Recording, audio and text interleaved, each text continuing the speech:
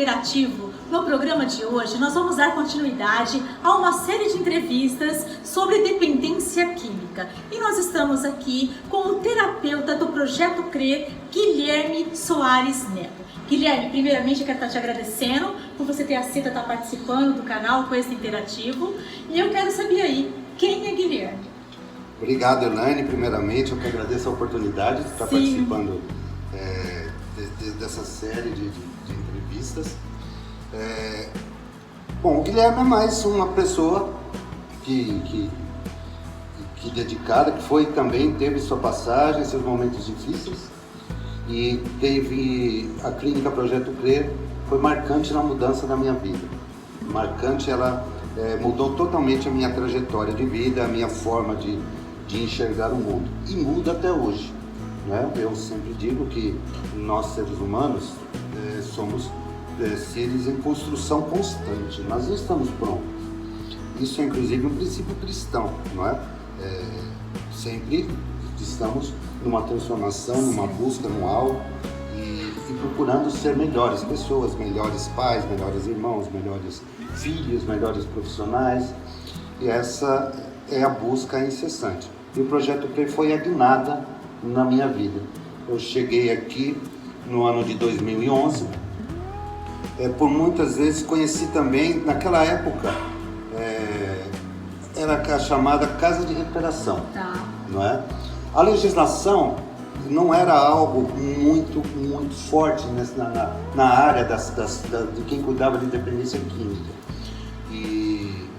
E depois houve a reforma manicomial, que nós vamos conversar sobre isso mais tarde, em termos de legislação. Então começou uma série de cobranças, começaram os órgãos de fiscalização, a Anvisa, o CRP, o Corém, o CREMESP, todos eles começaram a fazer exigências nesse sentido de uma mudança, de uma diretriz, aonde foram criadas as RDCs, não é? Que são as normas regulatórias. E nós tivemos que ir nos modernizando. Antigamente a coisa era mesmo assim, a pessoa abria o sítio, no método de comunidade lá, antigo, que vinha lá dos Estados Unidos, aquela coisa de você ter pessoas com o mesmo propósito morando ali numa comunidade. Então, uma comunidade católica ia ter a oração, as atividades do dia, a atividade evangélica também, o culto, a oração, e isso era dentro de uma normalidade. A partir de um certo momento, começou a se exigir já a presença do psicólogo, de alguma técnica, de uma outra metodologia. Então, nisso começou a entrar dentro da comunidade terapêutica. E o que é importante frisar, que comunidade terapêutica é um método já em si de tratamento, tá? Ela é, se alguém tiver oportunidade, leia o livro de Jorge de Leon, né? A comunidade terapêutica, que ela conta a história desde o início delas na Europa e nos Estados Unidos e como chegaram ao Brasil. E na época era bem isso, a gente não tinha problemas, fazia parte da laboterapia, você participa da espiritualidade, fazer propósitos, né, fazer orações, isso tudo fazia era muito forte dentro desse sistema de tratamento. Reforçava também o relacionamento entre as pessoas, mas ainda não havia uma visão mais da área das neurociências, da psicologia, da psiquiatria sobre essa questão. Guilherme, responde para mim, qual que é a sua formação? Olha, na verdade eu iniciei minha formação em administração de empresas, mas eu sou músico mesmo. Então existem algumas coisas, Você toca qual instrumento? Eu toco violão, eu toco cordas, contrabaixo, violão, viola caipira, enfim. Eu estudei na Fundação das Artes de São Caetano do Sul e fui músico por muitos anos na minha vida. Foi uma parte muito boa na questão, naquela ocasião na minha vida, em termos de conhecer lugares, na ocasião na época de tocar conhecer alguns cantores famosos, um ritmo meio brega, né? Eles estão aí ainda hoje, Rodair José, Fernando Mendes, Giliardi, José Augusto, eles estão por aí. Eu sempre ouço falar deles. Mas eu era novinho, viu? Eles eram bem mais velhos do que eu. Mas essa oportunidade, então, eu tive a oportunidade de viajar, só que houve um grande problema. Ao mesmo tempo, eu tinha um problema cultural dentro da minha família, que eu tinha uma família de pessoas que bebiam. Meu pai era alcoólatra e a minha família era muito festeira, toda ocasião era uma situação para a gente estar ali comemorando com uma cerveja, com um uísque, com alguma coisa assim. E isso é uma questão que a maioria das pessoas faz, isso é cultural, né? Dentro da nossa civilização.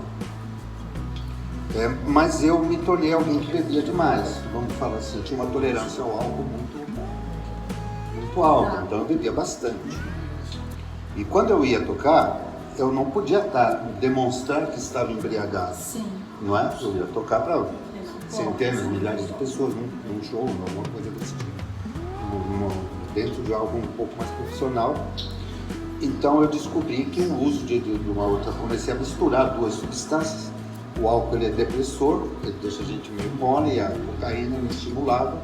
Então eu comecei a misturar as duas coisas e quando eu via, conseguia tocar, estar lá com minha mente no estado acelerado e eu não demonstrava, não aparentava estar daquele jeito.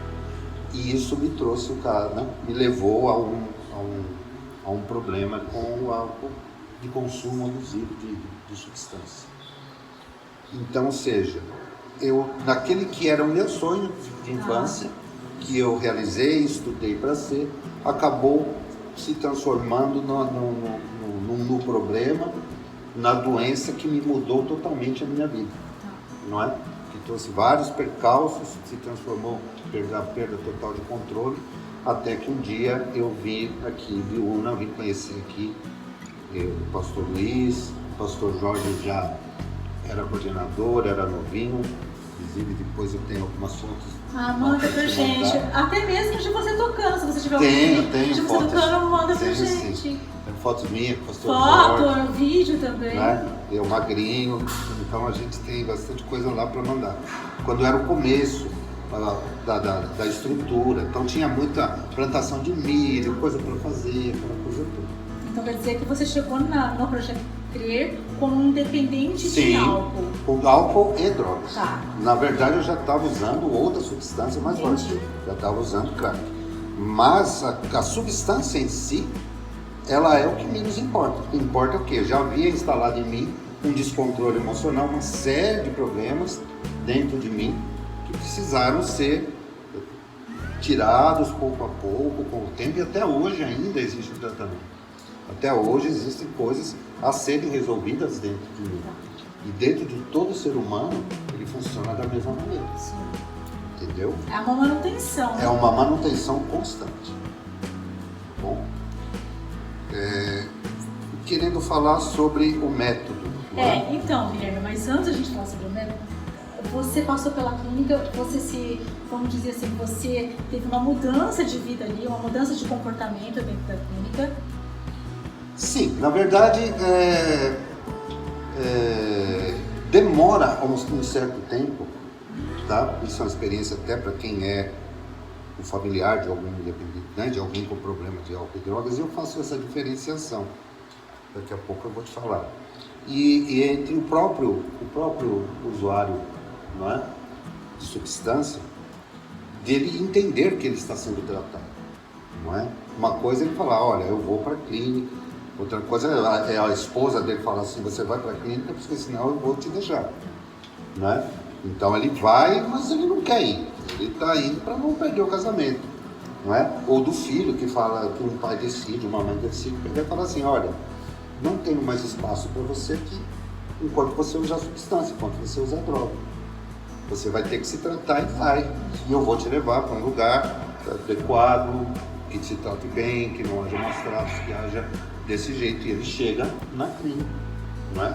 Então ele está lá, voluntário? Sim, mas ele está contrariado, não é? Ele não está entendendo. Intimamente ele está contrariado. Ele é voluntário, mas dentro dele não é o lugar que ele queria estar. Quando você veio do Projeto Crer, você veio de livre e espontânea vontade ou de livre e espontânea pressão? Nós falamos em outros capítulos sobre depressão. Sim.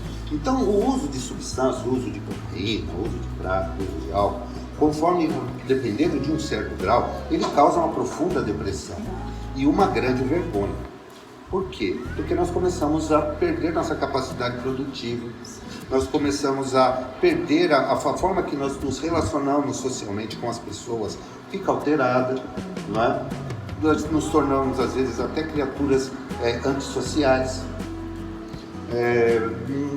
muita vergonha por atitudes, porque quando você altera o seu emocional, o seu comportamento vai meio que no automático sendo mudando também. Então, uma pessoa emocionalmente com uma autoestima baixa, com pensamentos negativos acerca do futuro dela, da autoestima dela, ela entra no estado depressivo. E o estado depressivo está principalmente nessa questão, a questão orgânica, da falta de neurotransmissores, como a dopamina, a serotonina, mas isso também é causado por questões que têm que ser tratadas terapeuticamente e também comportamentalmente, não é? Então, quando eu mudo forçadamente certos comportamentos, eu começo a produzir aquelas substâncias que estão faltando em mim, não é? Então, todo mundo sabe, por exemplo, que a atividade física produz neurotransmissores que dão prazer, não é? Mas se ninguém me motivar, ninguém me incentivar e ninguém me fazer com que eu faça isso, eu vou ficar lá prostrado. A visão de futuro é nenhuma. Então, o que alguém que está em depressão por uso de substância pensa do seu futuro? Ele não tem visão de futuro. A depressão é isso, existe a falta de uma visão, de um sonho, de um ideal. Acabou ali, naquele momento, é o fim. Não existe uma visão diferente disso. Então, o dependente químico, ou o usuário de substância, que é um uso abusivo, ele tem sim vários transtornos relacionados, ou ocasionados pela substância. O transtorno depressivo é um deles, as alterações de humor são frequentes, não é? Por isso é preciso de suporte medicamentoso, com o médico, o acompanhamento da enfermagem, não é?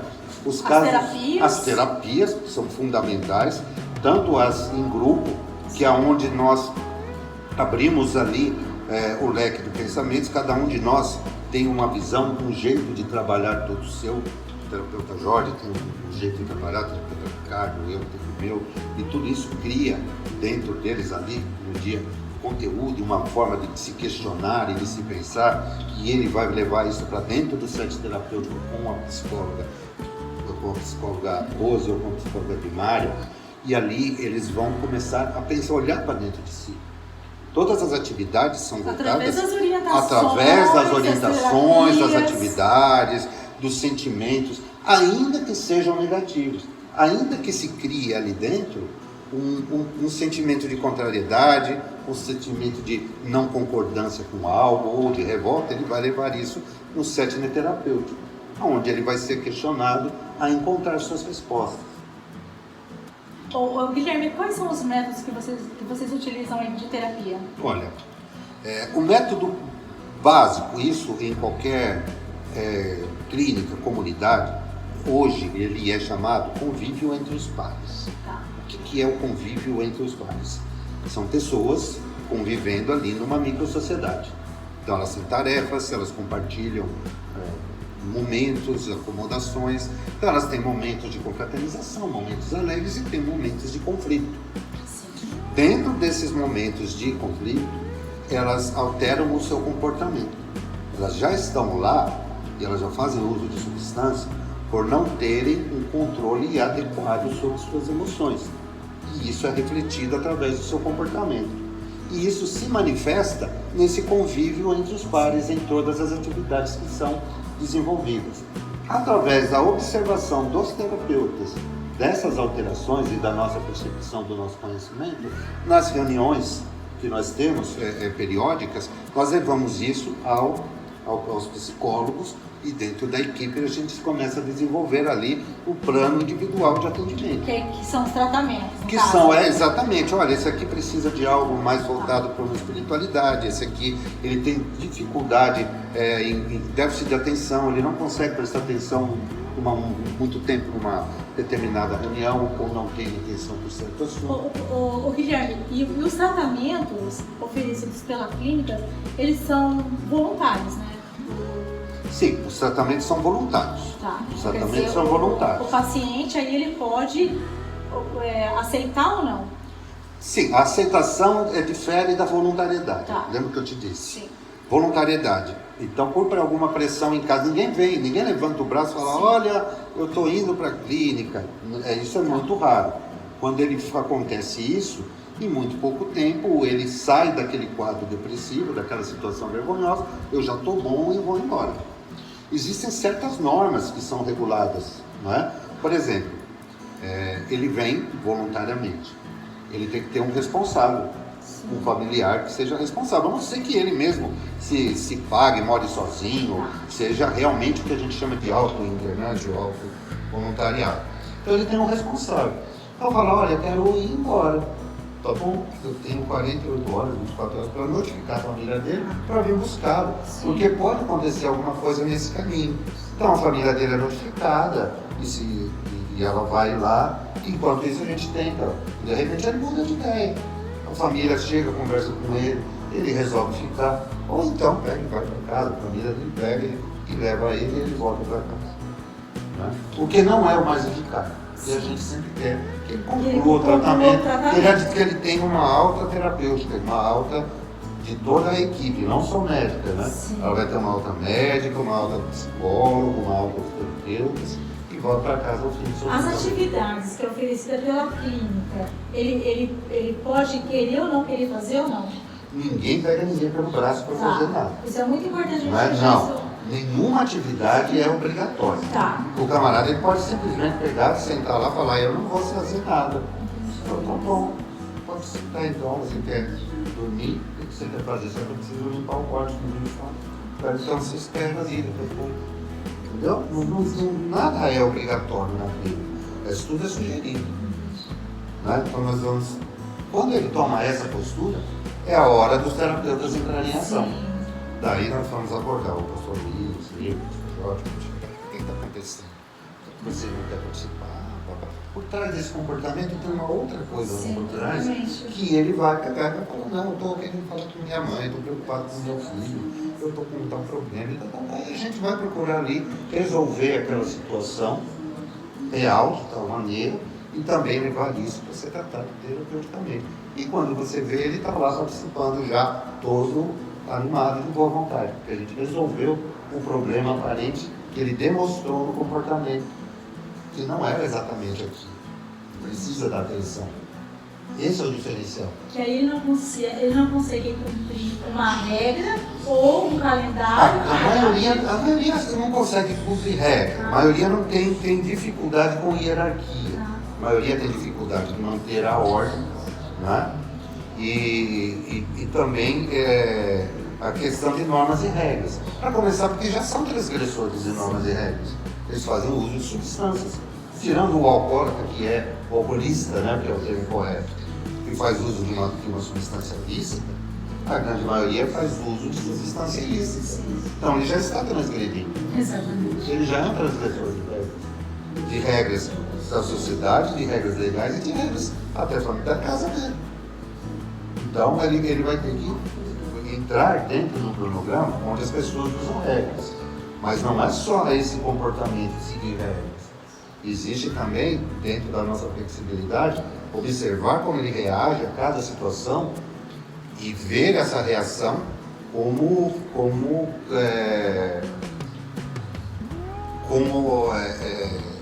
ela é o resultante de algo que ele tem de emocional dentro dele, que vai ser tratado dentro do sete terapêutico. O Guilherme, dentro da terapia, vocês usam aqueles 12 passos?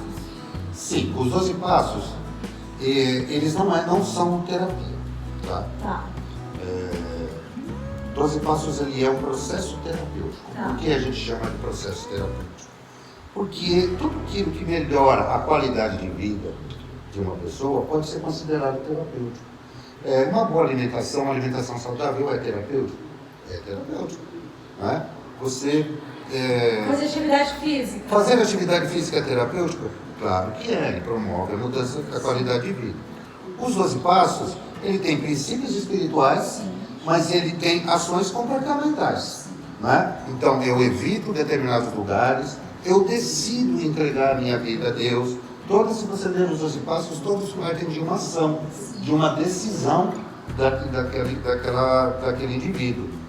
Ele não foi feito para a comunidade, ele foi feito dentro de uma irmandade, que é do Alcoólatras Anônimos inicialmente, depois Narcóticos Anônimos, e hoje existe uma série de outras irmandades ligadas a tratar disso. E ele foi feito para qualquer pessoa usar. Na verdade, essa mudança comportamental dela altera o estilo de vida dele.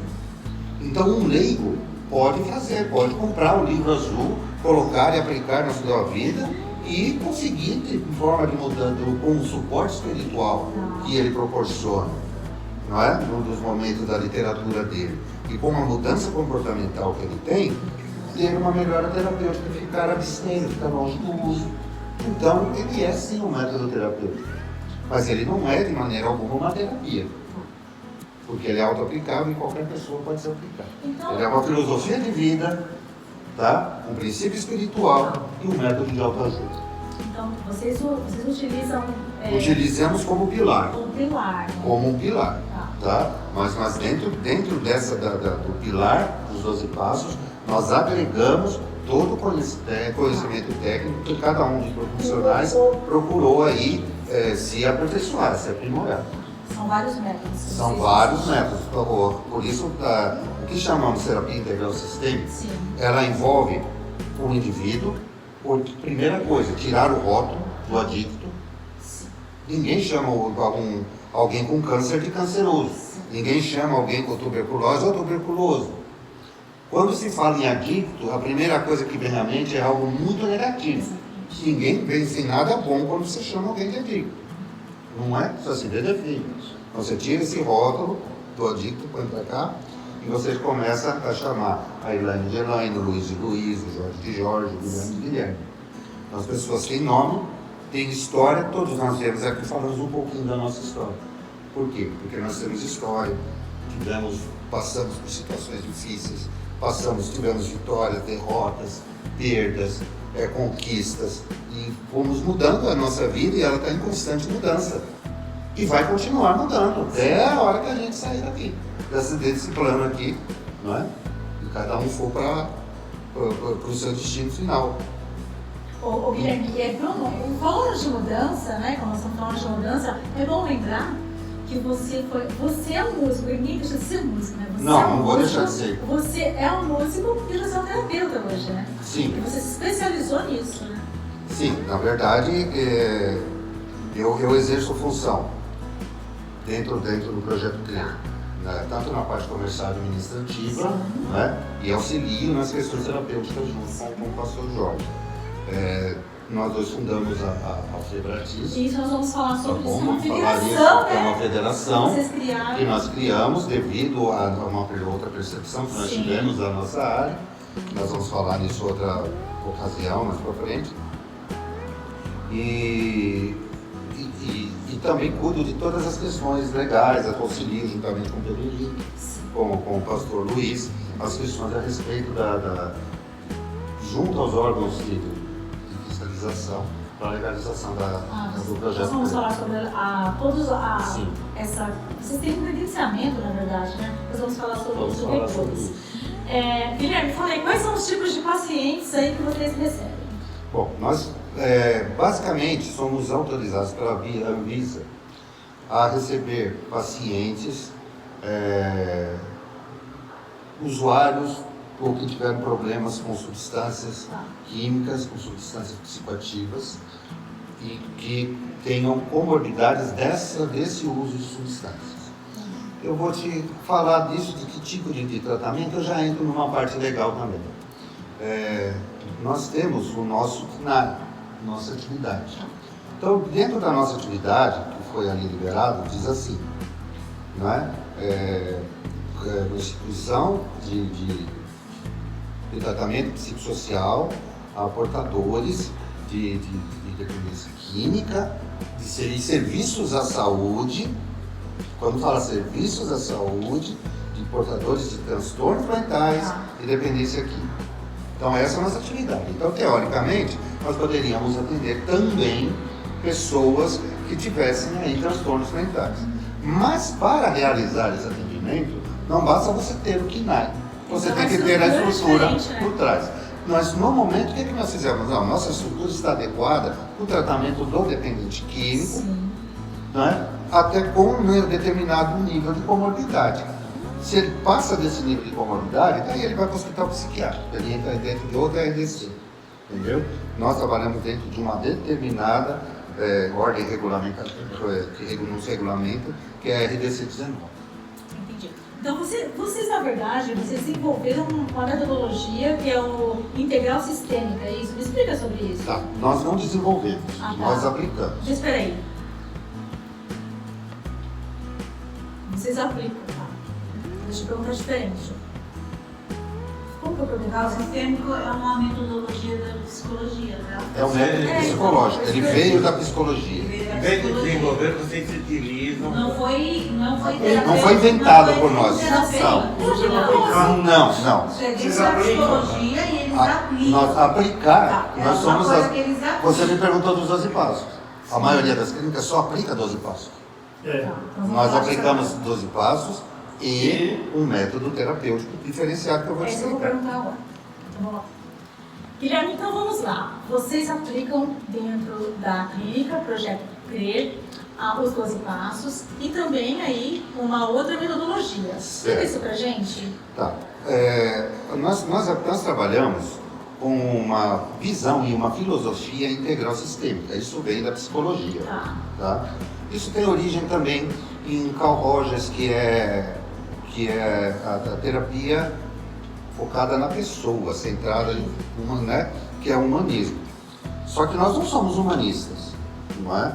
Nós somos espirituais. Nós temos espiritualidade forte dentro do nosso trabalho. Mas, ao mesmo tempo, nós queremos olhar para o ser humano, tratá-lo dentro de todos os sistemas de relação que ele tem. Lembra que eu te disse que a gente usa como pilar central os 12 passos. Mas os 12 passos, ele tem inclusive alguns jargões, tipo sozinho eu não consigo, não é? Os anjos de uma asa só, que precisa do outro. Então ele é algo que tem que ser algo de uma irmandade, de uma coletividade. Nós procuramos, junto com isso, adaptar a isso uma outra visão. Que o ser humano pode, dentro de si, estar a cura dele. Isso foi abordado aqui. Onde é que está a cura? Está dentro de si. Por que a cura? Ora, o uso de substância, ele é fuga. Nós já falamos também sobre isso. Ele é fuga. No começo, ele pode até ser uso recreativo, pode ser algo divertido, mas quando se entra num determinado grau, não tem mais nada de gostoso e de divertido. Realmente, ele já entra numa situação de dor, de perda, de vergonha, né? Ele já entra numa situação muito dolorosa, tanto para aquela pessoa quanto para os familiares, para aqueles que estão ao redor dela. Então nós precisamos, dentro disso, nós chamamos de integral e sistêmico, que envolve todas as relações. Esse ser humano, ele não é algo sozinho no universo. Todo mundo, ele tem um familiar, ele tem alguém junto dele, ele tem amigos, ele se envolve num sistema de relações que todos estão envolvidos ali, nesse sistema de codependência um do outro. E dentro da própria clínica. Dentro da própria clínica, nós o envolvemos dentro de uma microsociedade. É uma microsociedade onde ele desenvolve problemas semelhantes. Mas lá na sociedade, ele gera o chamado egocentrismo. Ele, devido à doença que ele tem, ele fica lá o centro do universo. Então, todo mundo só serve para o que ele só pensa aquela coisa que foi dito pela doutora Rose numa outra ocasião, aquela coisa a única coisa que ele olha o amor é o dele, e a droga, o objeto de amor dele é a substância, mas não é um amor porque ele adora usar a droga, é um amor, uma coisa obsessiva. O uso da substância, ele deixa de ser algo de escolha, hoje eu vou curtir, para ser algo obsessivo, ao ponto dele roubar a própria casa, vender os seus objetos, perder seus relacionamentos, ele desejar mais a droga do que o próprio companheiro, a companheira ou os filhos. Não é que ele não os ama, é que ele está dependente daquela outra substância. É muito mais forte. É muito mais forte. Então é necessário se trabalhar dentro dessa parte integral, a parte de relacionamento dele com a família, a parte de relacionamento espiritual. A vida é toda relacionamento. O ser humano, ele não é um ser sozinho. O ser humano, ele vive, se nós formos dividir, ele tem como que é o seu relacionamento afetivo com a esposa. É um tipo de relacionamento. Se nós fôssemos pegar e dar nota a isso, né? Vamos entrevistar, vou fazer uma anamnese e vou entrevistar alguém que está entrando aqui. Tá, você é casado? Como que está seu relacionamento afetivo com a esposa? Me dá uma nota de 0 a 10. Daí ele vai repetir aquilo e ele vai falar como está. Como está seu relacionamento? Você tem Deus? Tem uma espiritualidade? Como que é isso? Para desse jeito. Tá, e como que está essa sua relação com Deus?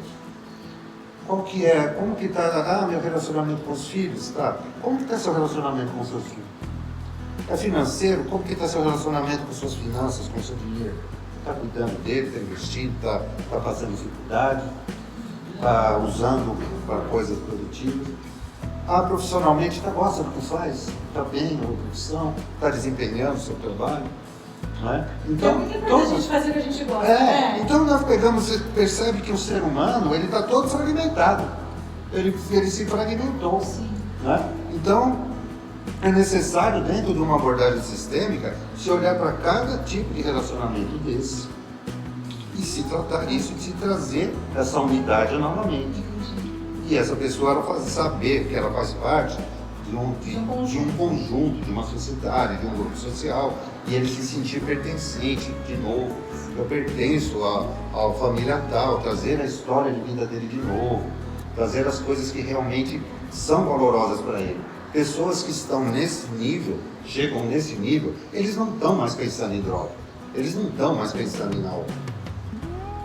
Então o assunto deles não é mais, me perdoem, os puristas dos 12 Passos, eu gosto dos 12 Passos, aprecio a literatura, mas ele não é mais limpo só por hoje. Ele está limpo todo dia. Porque não passa mais, o cérebro dele, a forma dele processar os pensamentos e as emoções já estão alteradas porque ele já modificou as suas crenças centrais. Isso é muito importante.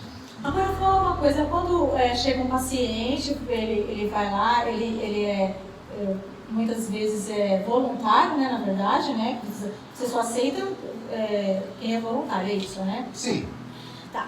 E como é que fica... O que é a primeira coisa que vocês falam a primeira ação desse paciente, qual que é? Nossa, primeira conversa, a primeira ação. A primeira abordagem.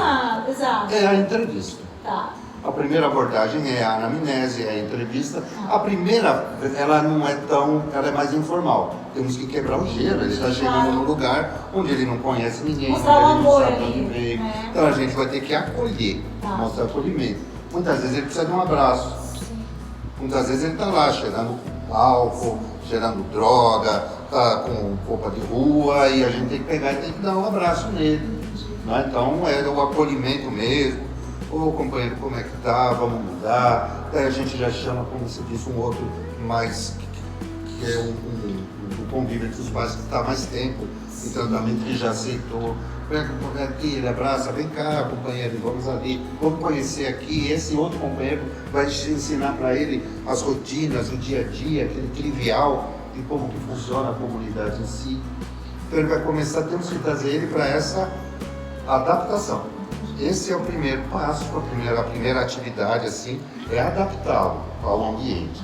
Muitas vezes ele não vai conseguir dormir, ele vai começar a sofrer as ansiedades, os medos, as angústias, vai precisar passar pelo médico, precisar de um auxílio medicamentoso. Isso vai ser feito e também ter um papo com ele, tranquilizá-lo para que ele passe esses primeiros dias que são muito difíceis. É isso que eu ia falar. Qual que é o período mais difícil para ele? São os primeiros Então, dias? os primeiros 10 dias são muito difíceis até a hora da aceitação. Sim. Não é? Esse é o primeiro Porque passo assim, fechado. eu aceito que preciso do tratamento, mas eu não aceito o tratamento que o pastor Luiz quer me dar. São coisas diferentes. Entendeu? Fala, eu aceito ir para a clínica, mas não aceito a forma que o pastor Jorge está querendo me dar um determinado tratamento. Então são coisas diferentes, a rendição e a aceitação. Mas depois que ele se rende a isso, então essa primeira fase é bem difícil porque ela está misturada. A abstinência, você acredita? Ela está misturada com sintomas da abstinência. Tá. A abstinência, ela não é necessariamente vontade de usar substância. Eu vou explicar isso. A abstinência são os sintomas que acarretam da falta da substância no meu organismo. Não é? Então, se eu usava determinada substância, quando essa substância me causou alterações, né? Tanto na parte mental, na parte psicológica e na parte física, e eu tiro ela. Ora, o que vai acontecer comigo? Irritabilidade, talvez até dores físicas, existem casos de ânsia de vômito. Um alcoólico entra em delírio, ele precisa de auxílio medicamentoso porque ele pode ter parada cardíaca, né? Por causa da alteração da glicemia dele por falta do álcool que estava lá virando açúcar. Então ele precisa de acompanhamento médico, por isso que a enfermaria está lá para prestar esse serviço. Isso que é Ele bacana, pode entrar né? em convulsão, ele vai entrar em delírio, então ele precisa do auxílio medicamentoso também para controlar o delírio dele. Ele precisa do auxílio medicamentoso para que ele não entre em convulsão. Ele pode cair, pode se machucar, pode ter uma convulsão. Então esse período ele está lidando com a mudança, com um lugar novo, com todos esses problemas físicos e mentais juntos ao mesmo tempo. Guilherme, outra coisa que eu queria perguntar. Uma pessoa então que foi lá, é um interno, ele vamos dizer que ele fazia uso aí da maconha, ali no momento que ele sabe, uma das regras da clínica seria ele parar de imediato ou ele continuar ali com doses homeopáticas aí, vamos dizer assim? Não, o nosso método é isso que você falou do método homeopático, chama redução de danos. Sim. O nosso método é abstinência. Abstinência, então.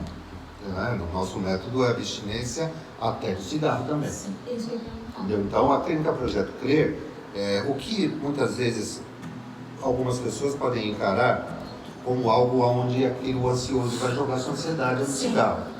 Ele vai fumar muito. Então, no Projeto Crer, o cigarro não é permitido. Então ele vai ter que controlar essa ansiedade, vai ter ou com auxílio medicamentoso, com terapia. Ele vai jogar essa ansiedade em qualquer outro lugar. O ansioso tem que descarregar a ansiedade dele. Entendeu? Então ele vai ser tratado na alimentação. O ansioso come, não é? Então é aí que entra o termo adicção. Não é? Ele não tem a maconha. O pessoal fala, a maconha me acalma, tira a minha ansiedade. Tira nada. A maconha deixa ele anestesiado. Então ele não fica ansioso, não vai mais nada. Não estuda, não trabalha. E a vida continua. Não, só está lá fumando e a vida seguindo e ele parado. Não é? Então não é o adequado. Nem dose homeopática. Não, é para parar e para de uma vez. É uma escolha que ele tem que falar. Portanto, vai estar lá, para parar, né? Quando você entra na clínica, mas é para realmente isso. pra Veja bem, se ele conseguisse fazer a diminuição com doses homeopáticas, ele faria na casa dele.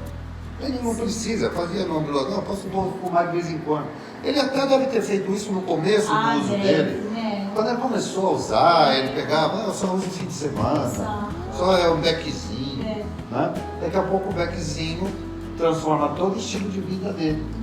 E ainda mais hoje, nós vivemos numa cultura de liberação da maconha. Infelizmente, existem pessoas que não, poxa, porque se libera o álcool, por que não libera a maconha? Tá, tudo bem. Eu também não coloco isso em questão. Mas me diz uma coisa, vamos liberar tudo? Vamos liberar maconha, vamos liberar crack, vamos liberar cocaína. Então está tudo liberado. Então daí eu vou andar com meu filho no parque, o camarada vai acender o cachimbo de crack do meu lado. E eu não posso falar nada porque está legalizado. E sabemos, nós que lidamos com isso, sabemos a destruição. A pessoa que faz uso de maconha, que chega à comunidade clínica Projeto CRE, ele chegou lá porque ele já está estragado, já está ruim.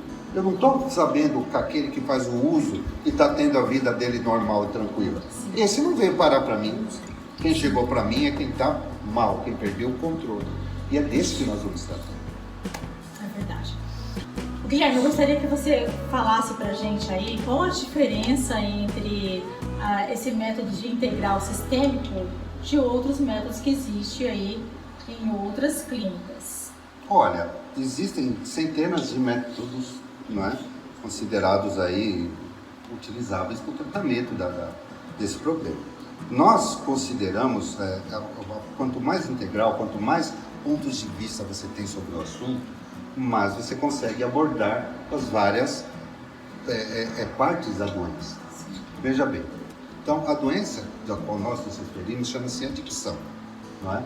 Ela é considerada uma doença lenta, progressiva e fatal, da dependência química da adicção. Então a dependência química é lenta, progressiva e fatal, por quê? Não dá para usar, a tendência é sempre se usar uma quantidade cada vez maior, trazendo cada vez maior prejuízo a si mesmo, e o final dela é a morte. O final de uma dependência química, ela é a morte. Eu preciso explicar uma transição, por que eu uso uma forma diferente de me comunicar no que se trata disso. A adicção em si, ela é um transtorno comportamental. Ela é um transtorno comportamental. O comportamento adictivo, ele é um comportamento abusivo e compulsivo e principalmente obsessivo, tá? Então isso é adicção. Nós tínhamos falado sobre a pessoa que joga a sua ansiedade na alimentação, que come compulsivamente. Sim. Ele é um adicto, mas ele não usa drogas. Ele sofre de adicção, mas não usa substância. Assim existem pessoas com adicção em sexo, em pornografia, em jogos, em internet, em compras, consumo. Tudo isso são adictos e não usam drogas. Mentir, pequenos furtos, grandes furtos, né? Verdade. Não é? Então a gente vamos pegar lá, não vou falar de política, mas existe bastante político adicto, né? Como existe em toda a sociedade. Nós vivemos uma sociedade extremamente ansiosa, extremamente, que já foi dito, que vê o outro ser humano como um objeto de consumo, não é? Vê as coisas como tudo é o que eu tenho e não mais o que eu sou. Então, a adicção, esse uso compulsivo das coisas, é um ciclo vicioso. Daí você pega esse adicto, que pode ser adicto em qualquer coisa, e ele, por algum motivo, ele entra em contato com uma substância química, ou álcool, ou drogas. Obviamente que, em determinado momento emocional dele, ele vai fazer um uso abusivo disso. Ele vai fazer um uso obsessivo dessa substância, a qual ele pode intoxicar-se. Então ele é um usuário abusivo da substância. Então já é uma segunda fase. Ele é um usuário abusivo, um usuário compulsivo e um usuário destrutivo dessa substância. Ele pode ser que ele precisa vir para o tratamento, passar pela desintoxicação e ser tratado dentro lá da realidade dele. Agora existe uma outra situação. Quando ele não se trata disso, ele continua no uso da substância, que estamos falando da doença progressiva, incurável e fatal, ele continua no uso da substância. Nosso organismo, ele adquire algo chamado tolerância. Ou seja, eu preciso de cada vez mais de uma substância para alcançar o efeito desejado. Seja, por exemplo, um remédio para dor. Nós temos pessoas dependentes de remédio para dor, de morfina, de analgésicos, etc. Ele vai consumindo aquilo, uma hora não faz mais efeito. Precisa também passar por tratamento. E da mesma maneira, a pessoa, o usuário de cocaína, de álcool, etc., ele pode chegar no estágio da dependência química, que é quando o corpo já perde, que é onde ele tem aqueles quadros de abstinência. Então, é bem importante que nós caracterizamos essa diferença. Bom, então, o uso abusivo, né, de substância psicoativa, ele leva o organismo do ser humano a criar uma chamada tolerância. Ou seja, ele cada vez precisa de doses maiores e mais frequentes daquela substância para ter um efeito desejado. Sejam sedativos, sejam analgésicos, sejam estimulantes. No caso da droga, ele também vai aumentar o seu consumo. Então, quando tem essa questão, a doença é progressiva, incurável e fatal, é nesse sentido. Ela é progressiva, incurável e fatal enquanto tem uso. Quando eu consigo promover situações terapêuticas de uma forma que eu interrompo esse uso, eu consigo estacionar essa doença. Não é? Obviamente, porque essa pergunta já foi feita. Existe o uso com controle? Eu acho que esse era o sonho do usuário lá no início das coisas. Sim. Mas não. Que ele já deve ter tentado isso. Mas né? A partir do momento em que instalou-se nele uma dependência química e ele estacionou essa substância, ele vai desencadear novamente esse ciclo obsessivo se ele voltar a esse uso. Então não existe realmente uma cura para a dependência química. Para a adicção, o transtorno, é óbvio que o dependente químico é um adicto que evoluiu sua doença. Mas para os transtornos de compulsivos ou obsessivos, existe sim um tratamento através da ansiedade, através de metodologias psicoterapêuticas. Bacana. Bom, então o internado, ele é um paciente, vamos dizer assim, ele chega até o Projeto CRE. Como que é a comunicação dele com a família? Bom, no primeiro momento, essa comunicação é meio que a gente precisa cortar um cordão umbilical. Sim. Não é? Porque nós estamos falando, como eu disse antes, de um sistema familiar que está comprometido. Foi comprometido onde você tem um foco de problemas, que é o usuário da substância, e você tem as pessoas adoecidas ao redor, emocionalmente, enfim, de diversas maneiras, até em comportamento, cheio de crenças, que são sua família. Essa comunicação precisa ser cortada. Então, nós temos como praxe a primeira comunicação entre família e paciente a partir de 15 dias. Não é? Para quê? Para que ele consiga se adaptar ao lugar, para que ele consiga saber o que está acontecendo, ver os primeiros passos e ter essa comunicação.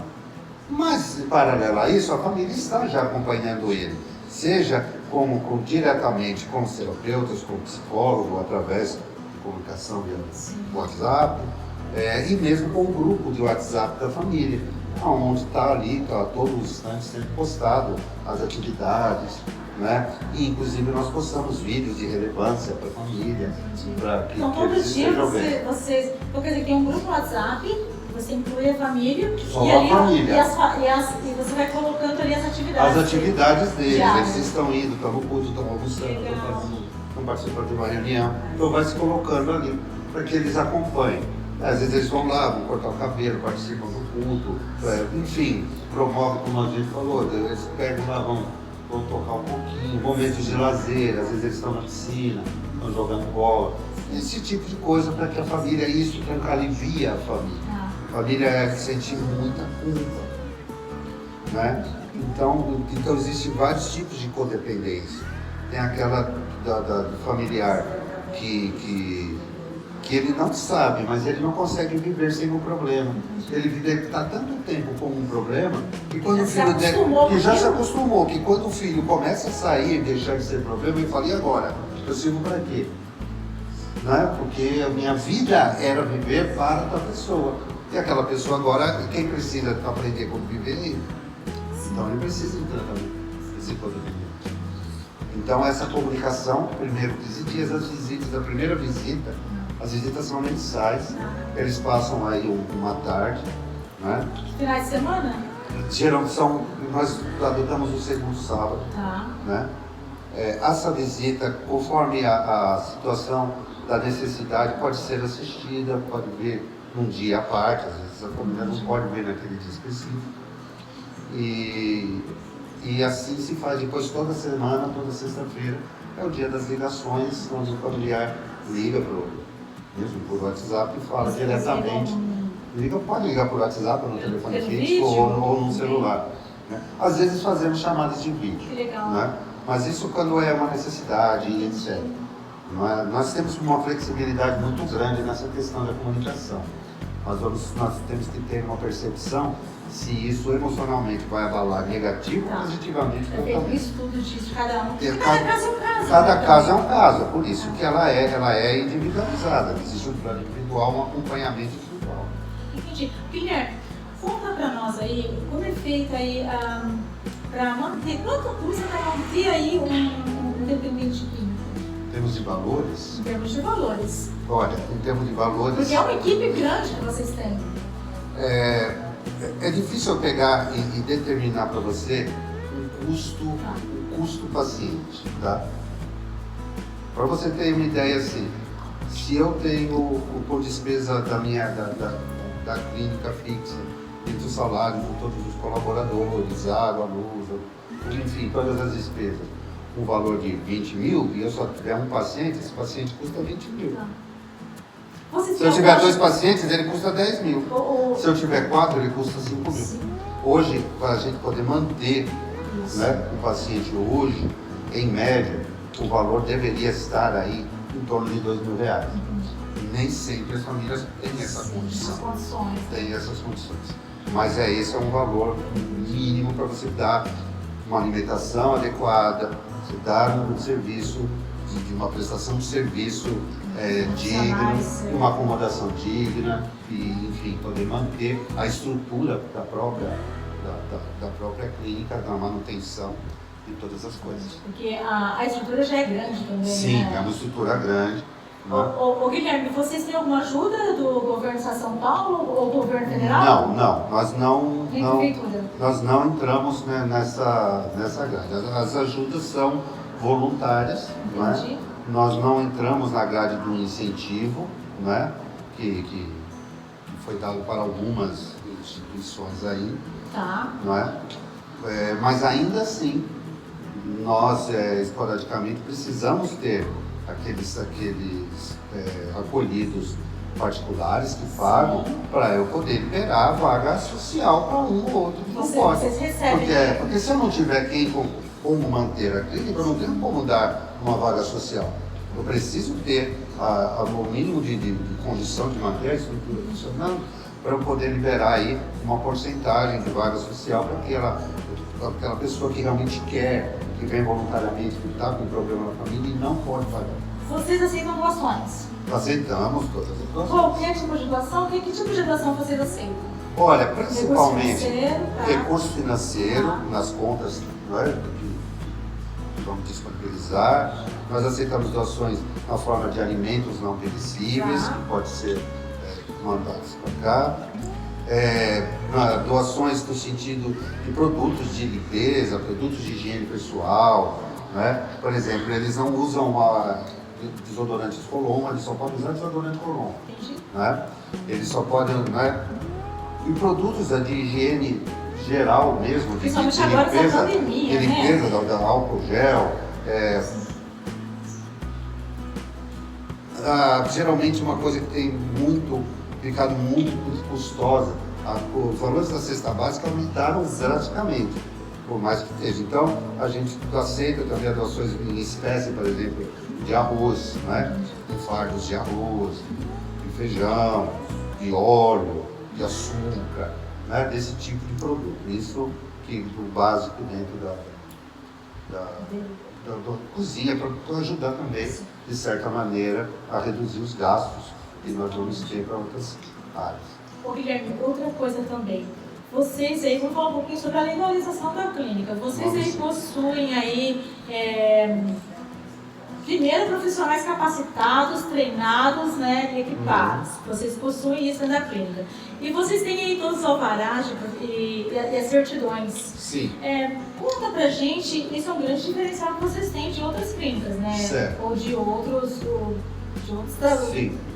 Conta pra gente gente aí, qual, na verdade, é o... Não é isso, peraí, que eu estou até fora do rombo. Eu quero saber assim, se é difícil conseguir isso, porque não é fácil conseguir isso, né? Não, existe Um procedimento, um investimento, Exatamente. um investimento e toda uma burocracia. Guilherme, é o seguinte, vamos falar um pouquinho agora sobre a legalização da clínica. A gente sabe que o Projeto CRER tem aí uma gama grande de profissionais capacitados, treinados, vários profissionais. E vocês têm aí também toda a parte de documentação, alvará, certidões. Quanto que isso aí é importante para a clínica e o que pode dar, na verdade, que credencia a estar em funcionamento, né? Tá.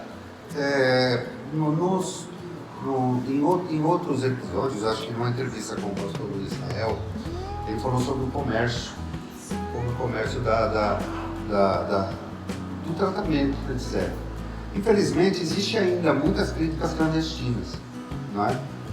Então, o que acontece? A pessoa primeiro aluga aí uma chácara, um espaço, e coloca já os pacientes lá e depois ele vai querer adequar aquelas condições. Enquanto ele não adequa, essa clínica está clandestina. Ele está sem um médico, ele está usando paciente, tratamento de paciente, né? Sem um Não é? psicólogo. Não, sem um psicólogo, sem pessoas com terapeutas, sem a estrutura de quadro de funcionários ideal e outra, o que é mais perigoso, a estrutura física também que tem que ter, está legalizada. Qual que é o diferencial do Projeto CRER? O Projeto CRER já tem 15 anos. Então, desde o seu início, o pastor Luiz idealizou o Projeto CRER para ser clínica, para ser uma comunidade. Ele não foi uma chácara que foi alugada, que era uma casa de alguém, e ali foi adaptado. Não, eu já estou lá há 10 anos, o pastor Jorge Luiz está lá há 12, o pastor Luiz é fundador, então eu me lembro quando houve as necessidades, das primeiras obras, e quando começou, eu também não entendia nada, começava um negócio aqui, começava outro ali, ele já falou da estrutura, né, de quantas são agora, mas tudo já estava na cabeça, o engenheiro já tinha feito, ela foi construída para ser clínica, então ela tem rampa, ela tem corrimão, ela tem banheiro com abertura para pessoas com necessidades especiais, ela tem o refeitório próprio, o refeitório adequado, limpo, com piso na cor certa, com a cozinha ampla, sempre limpa, com a pia do tamanho certo. E ainda assim, bombeiro, alvará do bombeiro, alvará da prefeitura, alvará da vigilância, certificação dos profissionais de curso superior, certificação dos profissionais de nível médio, certificação dos profissionais que prestam concursos, por exemplo, os terapeutas, a profissão não é regulamentada, mas eles precisam fazer um curso livre, não é? Eles precisam ter essa certificação. Precisa estar com um porém, precisa ter um médico, precisa ter um enfermeiro, esse médico ele precisa ter todos os registros deles nos órgãos. Cada profissional tem que estar registrado, precisa ter um responsável técnico, 2 responsáveis técnicos de nível superior. Antigamente era exigido que um fosse médico, hoje não mais. Basta ter 2, um titular e um suplente com nível superior. A enfermaria tem que ter também a responsabilidade técnica, que ele vai conseguir junto ao porém. E tudo isso leva tempo e dá trabalho. É um custo. Você pegar a planta, a LTA, que é o laudo técnico, muitas vezes aquilo não anda, vai na prefeitura, falta isso, falta aquilo, falta isso, tem que reformar aquilo, tem que derrubar isso aqui, tem que construir outro lugar. Se adequar, né? Tem que se adequar. Isso leva tempo e paciência. Vocês conseguiram isso? Nós conseguimos isso passo a passo. Nós temos que agradecer, apesar de toda a cobrança, nós hoje somos o que somos, a grande ajuda que tivemos da parte da Anvisa. Porque a própria Anvisa, apesar de ser a agência que nos regula, ela é a que nos orienta. Não é? Então, temos um bom relacionamento com os profissionais da Secretaria de Saúde aqui, da Anvisa também, onde eles pegam e falam, olha, precisamos que você providencie isso, providencie isso. A cada mudança da legislação, eles nos chamam e falam, olha, você não precisa fazer isso, isso, isso. E isso facilita a vida, né, de quem precisa estar trabalhando. Por isso que nós hoje temos o know-how que temos. Nós já passamos por todas essas fases, desde a época do pé de milho, da roça e etc., até hoje uma estrutura onde totalmente tem a área verde, é só realmente espaço de lazer, e a área construída, que é toda voltada para as atividades terapêuticas e de calculação. E o mais importante, toda legalizada. Toda legalizada e segura, e com extintor de incêndio, com saída de porta de emergência na capela, não é? Todas as adequações necessárias. Bacana. Isso é muito importante.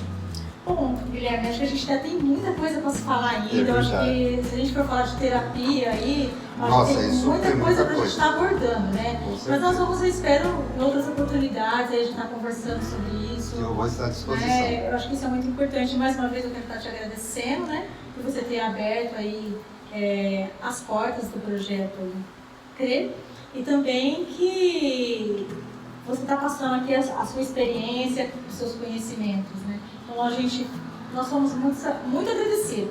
Eu que sou grato a vocês pela oportunidade de estar trazendo isso. Eu quero dar uma consideração final. Sim. E a minha gratidão ao meu mentor, pastor Luiz Israel, a Rosimeira, Anacleto, e aos meus colegas que hoje estão, todos eles, principalmente ao meu companheiro lá de João da Jornada, o pastor Jorge Luiz, ao terapeuta Ricardo, ao doutor Marco Russo, a enfermeira Maristela, a enfermeira Camila, a Leandra da cozinha, a doutora Renata Amaral, o nosso nutricionista.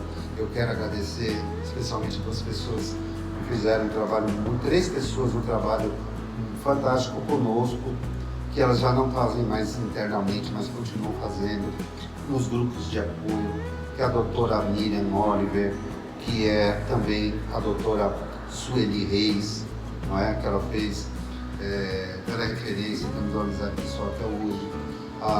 Também a Selma Magalhães, de São Bernardo, uma pessoa que está dentro dessa obra desde o início. E eu esqueci de alguém, eu também peço perdão, mas está nos nossos corações.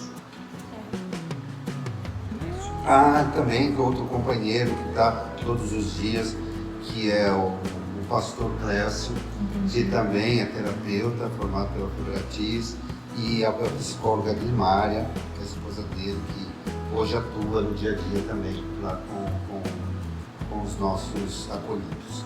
Quero agradecer a toda a equipe e agradecer a você. Obrigada. Bom, Guilherme, sinceramente, a gente tem muito que conversar ainda e nós vamos estar falando em outras oportunidades. Com certeza, tá bom? eu agradeço.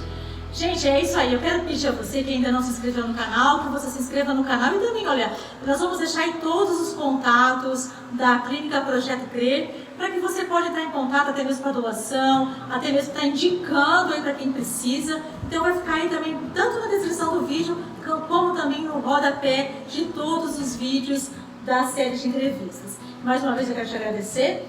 E eu quero pedir a você que ainda não se inscreva no canal, que você se inscreva no canal, né? E que você compartilhe esse vídeo aí com seus amigos de WhatsApp e também em todas as suas redes sociais. Um forte abraço e até mais. Obrigada. Obrigado.